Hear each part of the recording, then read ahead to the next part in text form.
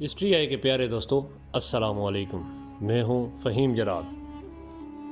ناظرین گرامی، ازل سے شیطانی عقائد کے لوگ ایک اللہ کے ماننے والے لوگوں کو سیدھی راہ سے بھٹکانے کی کوشش کرتے آئے ہیں،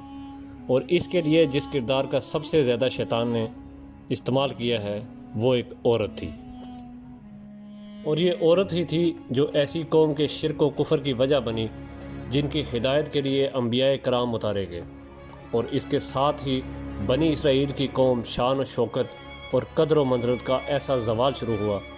کہ پھر دوبارہ انہیں کبھی بھی ایسی شان و شوکت نصیب نہیں ہوئی۔ دوستو، یہ وہ زمانہ تھا جب بنی اسرائیل کی سلطنت دو حصوں میں بٹی ہوئی تھی، جس کا ایک حصہ یہودا اور دوسرا حصہ اسرائیل کہلاتا تھا۔ کہا جاتا ہے کہ اس وقت اسرائیل میں جو بادشاہ تھا اس کا نام بائبل میں اخیاب اور تاریخ و تفسیر میں عجب یا اخب مذکور ہے، جبکہ اس کی بیوی کا نام ایزابیل تھا، اور یہ وہی عورت تھی جو پوری بنی اسرائیل کی قوم کو شرک میں مبتلا کرنے میں کامیاب ہوئی، جو خود اسد بال نامی بت کی پرستش کرتی تھی۔ روایت میں ہے کہ بال کے پجاری حضرت یوشع بن نون علیہ السلام کے زمانے میں بھی تھے، اور آپ علیہ السلام نے شام کی فتح کے دوران ان سے جنگ کی تھی۔ اس کے علاوہ سال کے مخصوص مہینوں میں اس دیوتا کے گرد میلے لگتے، منتیں مانی جاتی، سونے چاندی کے نذرانے چڑھائے جاتے، طرح طرح کی خوشبو کی دھونی دی جاتی،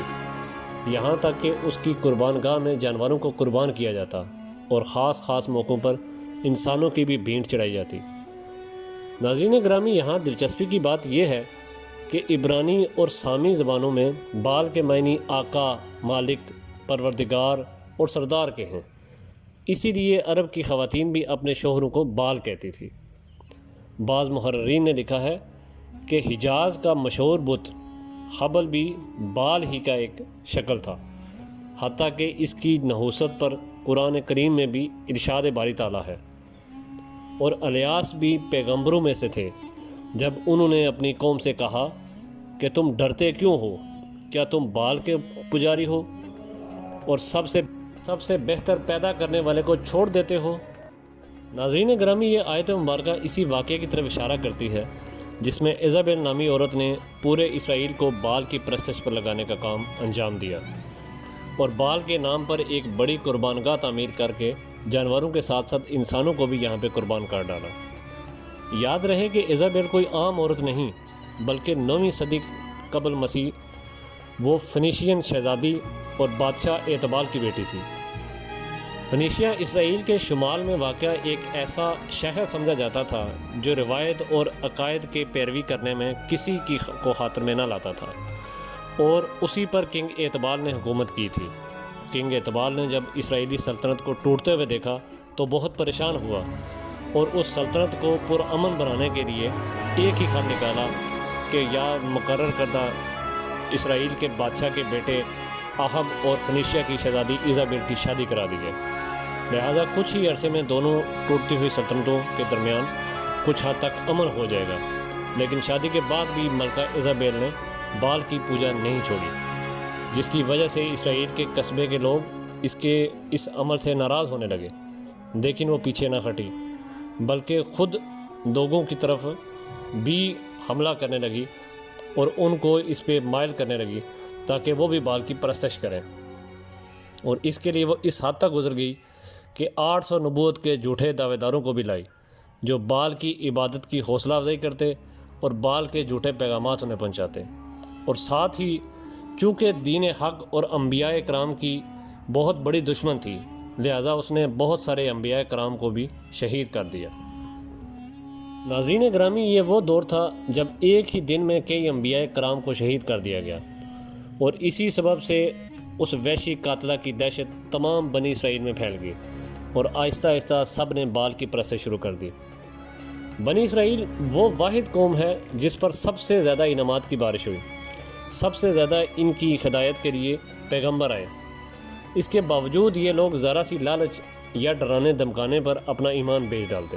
اور کسی بھی غیر اللہ چیز کی پرستش شروع کر دیتے۔ اب بھی جب یہ قوم مکمل طور پر شرک و کفر میں مبتلا ہو گئی تو اللہ تعالیٰ کی طرف سے حضرت الیاس علیہ السلام کو حکم ہوا کہ وہ اس خطے میں جائیں اور جا کے توحید کی تعلیم دیں اور اسرائیلیوں کو بت پرستی سے روکیں۔ حضرت الیاس علیہ السلام نے جب بنی اسرائیل کو صراط مستقیم پر چلنے اور کفر و شرک سے باز آنے کی دعوت دی تو انہوں نے یہ دعوت مسترد کر دی، جس پر اللہ تعالیٰ نے انہیں خشک سالی سے دوچار کیا، اور سلطنت اسرائیل کے لوگ پانی کی ایک ایک بوند کو ترسنے لگے، جبکہ دوسری طرف ایزابیل حضرت الیاس علیہ السلام کی جان کی دشمن ہو گئی۔ چنانچہ اس نے اپنے شوہر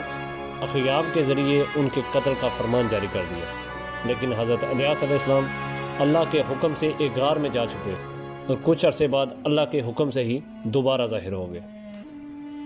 حضرت الیاس علیہ السلام نے دوبارہ سب کو دین حق کی دعوت دی اور واضح طور پر یہ معجزہ بھی دکھایا کہ خشک سالی کے خاتمے کی دعا فرما کر اللہ کے حکم سے اسی ختم کیا، جس کے بعد موسلادھار بارش ہوئی۔ لیکن اس کے باوجود اسرائیلی سلطنت کے بادشاہ اخیاب اور اس کی بیوی ایزابیل نے دعوت حق قبول نہیں کی، اور ایک بار پھر اللہ کے نبی حضرت الیاس علیہ السلام کے قتل کا ارادہ کیا۔ لیکن پھر اللہ کے حکم سے آپ علیہ السلام نے ایک بار پھر غار میں پناہ لی، اور اسی دوران حضرت یاسع علیہ السلام کو اپنا خلیفہ مقرر فرمایا، جو دعوت حق میں آپ علیہ السلام کی مدد کرنے لگے، اور ساتھ ہی حضرت الیاس علیہ السلام نے بنی اسرائیل کے ایک سردار یاہو بن نمشی کو مستقبل کا بادشاہ منتخب فرمایا، جس نے بعد ازاں ایزابیل سے تمام حساب چکتا کیا۔ پیارے دوستو، پھر ایک دن حضرت الیاس علیہ السلام اور اخیاب کا آمنا سامنا ہو گیا۔ حضرت الیاس علیہ السلام نے اخیاب کو اللہ عز و جل کا پیغام پہنچایا کہ جس جگہ کتوں نے تیرے باپ دادا کا خون چاٹا تھا وہیں تیرا خون چاٹیں گے، اور ساتھ ہی اخیاب کی ملکہ ایزابیل کے انجام کے بارے میں بھی اللہ کے حکم سے آگاہ فرمایا کہ یزرعیل نامی کھیت میں ایزابیل کی لاش کو کتے نوچ نوچ کر کھائیں گے۔ اور پھر دوستو، اللہ کا کرنا ایسا ہی ہوا کہ اخیاب ایک جنگ کے دوران مارا گیا اور کتوں نے اس کا خون چاٹا۔ اس کے بعد حضرت الیاس علیہ السلام نے غار میں پناہ لینے کے بعد جس اسرائیلی سردار کو مستقبل کا بادشاہ مقرر کیا تھا، وہ اللہ کے حکم سے ایزابیل اور اس کے گھرانے سے بدلہ لینے کے لیے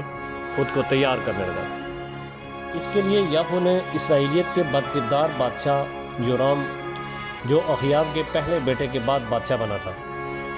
کے خلاف بغاوت کر کے اس کو ایک دلیرانہ حکمت عملی کر کے قتل کر دیا، اور اس کی لاش کو یزرعیل کے کھیت میں پھینکنے کا حکم دے دیا۔ بادشاہ کے قتل کے بعد نیا بادشاہ یاہو بن یمشی محل میں داخل ہوا اور اپنے وقت کی ظالم ترین قاتلہ ایزابیل کو اوپر کی منزل سے نیچے گرا دیا۔ اس ملعون کی لاش کو گھوڑوں کے سینوں تلے روندا گیا۔ اس کی لاش یزرعیل کے کھیت میں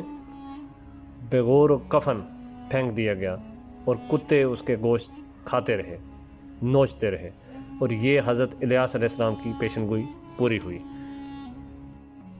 پھر جب بعد میں اس کے آدمی ایزابیل کے جسم کو دفن کرنے کے لیے آئے تو اس کے شاہی خون کی لاش میں جو کچھ باقی پایا وہ کھوپڑی، پاؤں اور ہاتھ تھا، لہٰذا وہ سمجھ گئے کہ اس کی موت کی پہلے سے نشاندہی ہو چکی تھی، جس کی وجہ سے انہوں نے ایزابیل کے گوشت کو پھینک دیا، اور یوں اس کی مغرور زندگی رہتی دنیا تک عبرت کا نشان بن گئی۔ اللہ سے دعا ہے کہ وہ ہمیں اپنے نیک بندوں کا احترام کرنے والا بنائے، آمین ثم آمین۔ جی تو پیارے دوستوں، یہ تھی ہماری آج کی ویڈیو۔ امید ہے آپ کو ویڈیو پسند آئی ہوگی۔ ایسی ہی دلچسپ اور معلوماتی ویڈیو دیکھنے کے لیے ہمارے چینل کو سبسکرائب کریں تاکہ ہمارا آپ سے رابطہ بنا رہے۔ اگلی ویڈیو تک اپنے دوست فہیم جلال کو اجازت دیں۔ اللہ حافظ۔